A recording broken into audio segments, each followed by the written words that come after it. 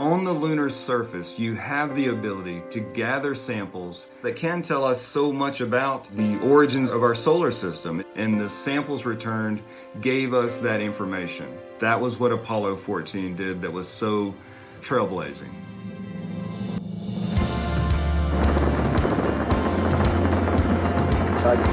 Looks good here, flight. Good agreement.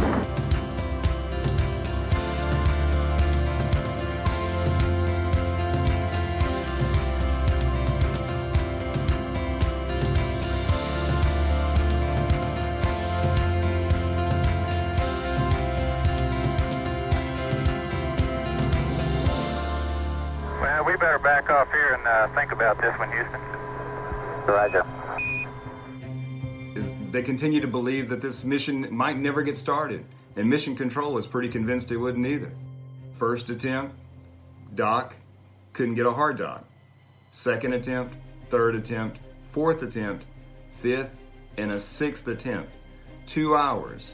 But it's that spirit in Mission Control, in the crew, the faith and the confidence in their training, and they're able to work together as a team to get that mission going. I believe I got a hard dock, Houston.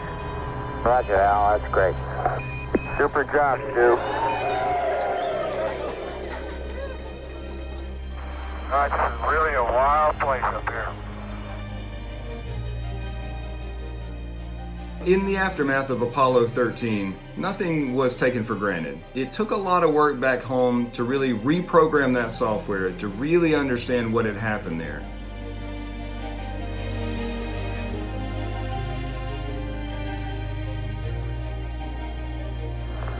We're on the surface. Okay, we made a good landing. That was a beautiful one. We landed the slope, but other than that, we're in great shape. Yep. Right on the landing site. Looks like you're about on the bottom step and on the surface. Bedford, old man. Hamlet's on the surface, and it's been a long way, but we're here.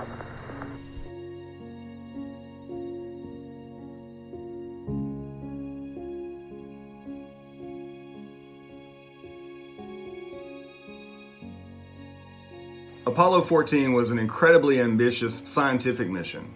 One of the things they had with them that was incredibly important was something called the MET, or the rickshaw.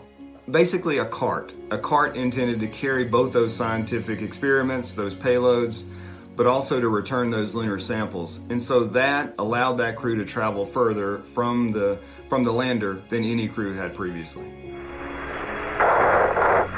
We're really going up a pretty steep slope here. We got a ways to go yet. Like any good navigator, the astronauts brought with them the maps that they needed. But there was a problem with these maps. These maps had been shot from the air, and on the ground, that lunar landscape looked quite a bit different. Nothing like being up to your armpits in lunar dust. They found themselves in valleys that were deeper than they thought. They found themselves working up hills that were higher. This was an exploration at its finest. Well, I'm going to try a little sand trap shot here.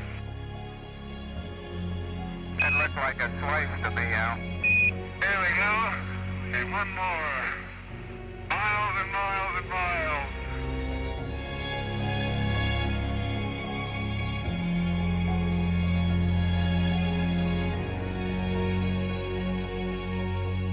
The samples returned from Apollo 14 were incredibly important. They told us so much about the formation of the solar system, so much about the material that makes up the moon. Okay, Channel, do a loop. Okay, make it smooth. And around we go. Show us a little style. The return trip to Earth was a time to rest, a time to reflect, but also a time to continue science. A major portion of that journey home was conducting microgravity science, something that today we do on the International Space Station every day. That was a new way to think about what would the value of space be. Apollo 14 achieved all the science that it had hoped to achieve, and it pressed the boundaries of space exploration in ways that future crews would build upon. And as we prepare to go back to the moon, we've definitely followed in the footsteps of these brave crews that went before us and build upon the scientific information that they returned.